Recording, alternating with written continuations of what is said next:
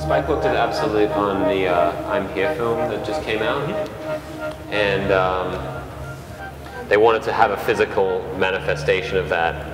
And Spike was like, "Oh yeah, we should get family involved." So he prank called me at 9 in the morning and said he was my accountant, and then freaked me out.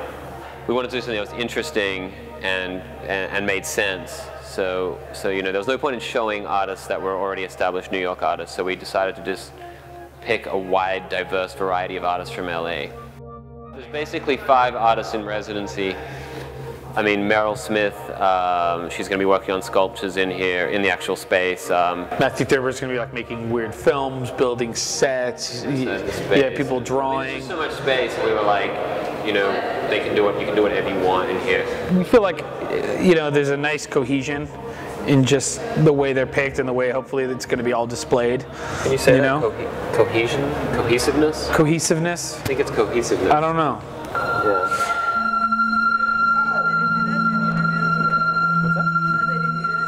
Gary and I we've been talking and we've been friends for 8 or 9 years now, and we've always talked about doing the Little Light Show, which was this little thing that I first saw him do in 2001 or something, and we just started talking, we became friends, and we've always wanted to do this little personal thing where we just listen and make modest light that looks wonderful and reflects and interprets the music. Now we had to do it. Yeah, and it's been neat, because the thing with doing a light show, the problem with the light show is if you're bringing everything in, doing a light show, and then taking it out the same night, then it's kind of like, it's all about bringing it and taking it away. But if you can bring it and leave it and tinker with it, then you can perfect what you're working on, or make it easier to do. That it really is a hand-manipulated light show.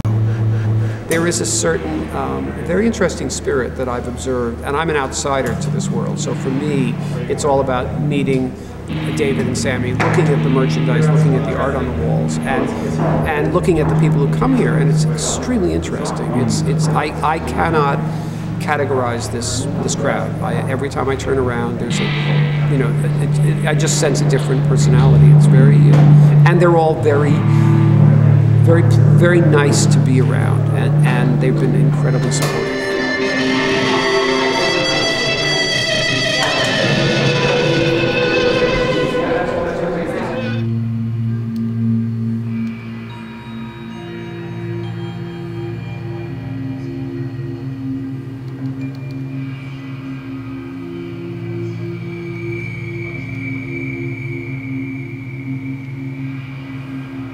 We have a lot of stuff. Yeah. Some of it we still have to go through, but we've already mixed probably enough, at least enough for an album already.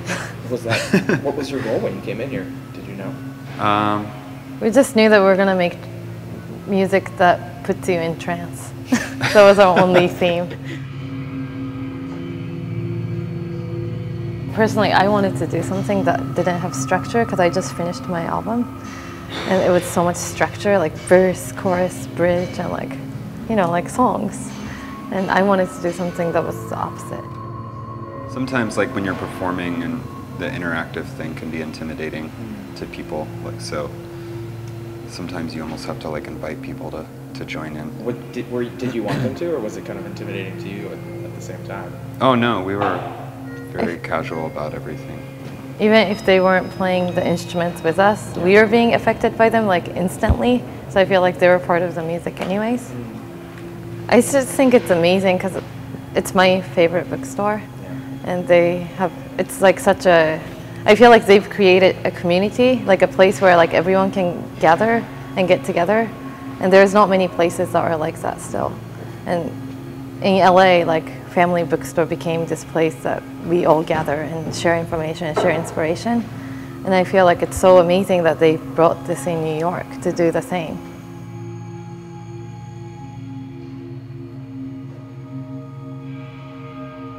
When this project started, I was really kind of weirded out by the idea of like working in front of people, and it's a really solitary process for me. So I was like, there's like people, I can't focus. I'm going down to the basement. Like there's even still people in the basement. I don't have any of my stuff. I don't want to have to think about my outfit when I go to work on a sculpture, because I don't know.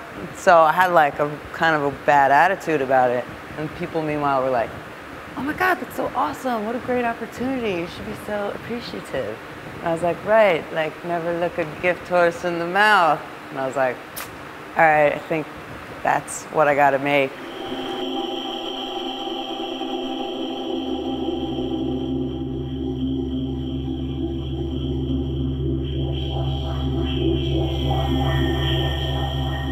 It starts off as this roll of screen, this roll of screen, and that glue gun, and those scissors. I make all of it out of the window screen, and then for this, I just use like a really thin layer of paper mache to make it like sturdy. But I don't really like sculpt with it. I just kind of like, you know, it's just like on the very outside.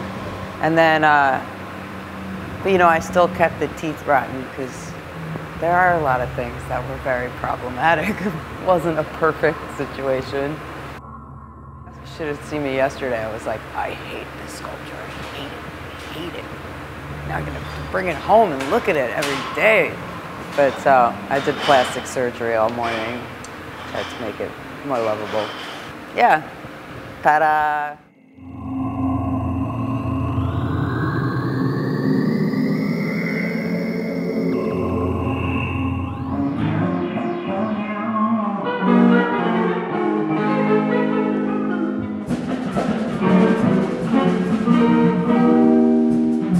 Yeah, I've made movies when I was in high school with my friends.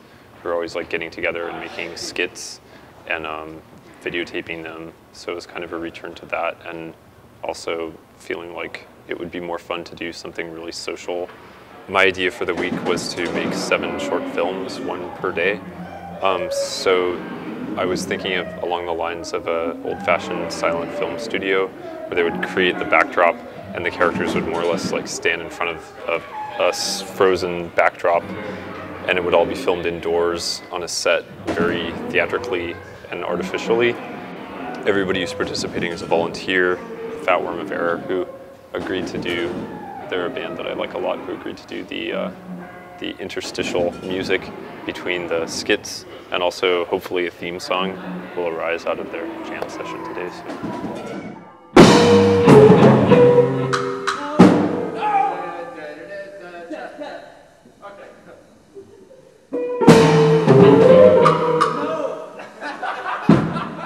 Being ambitious and working on something that is actually impossible is kind of like an inspiring thing for me, like trying to do something that is so beyond your means that if you fail ultimately, but you will get like to 80% of it or something.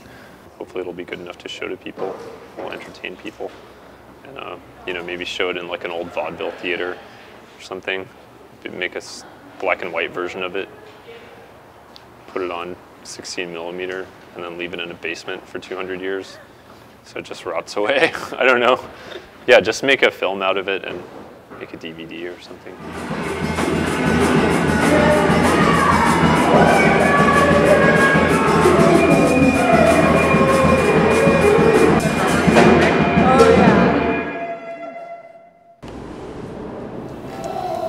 The first project we did here is we worked on the storefront windows and just invited anyone walking by or coming into the space to add to it.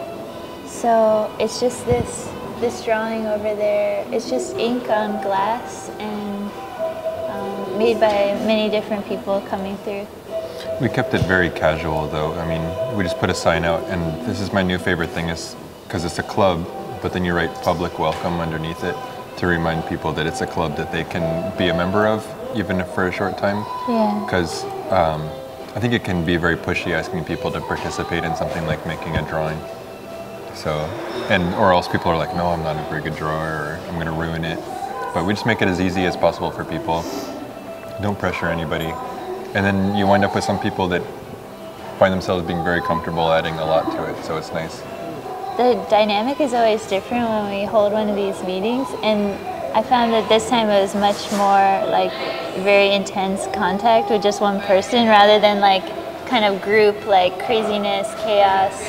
When one person adds something, another person will add to it. So nothing remains distinctly one person's kind of area.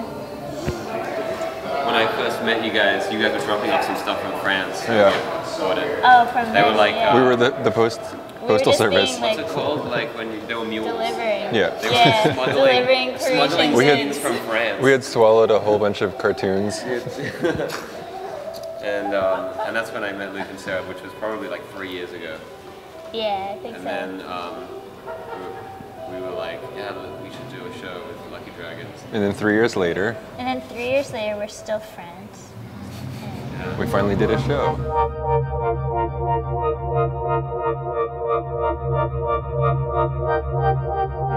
If the world was like gonna like align itself for this to work, it would or it wouldn't, and it was almost out of our hands, and it really turned out really great. And when I say great, I don't think of like events or the art show or something. It's more like I think of like vibe, you know, relationships with people. Yeah, we kind of wanted it to go like organically like that as well. Like, you know, you can book as much as you want beforehand, but then we just started, all this stuff started arriving on our doorstep that was so awesome that we had to say yes to it. And, you know, that ended up, some of it being surprisingly like highlights, you know.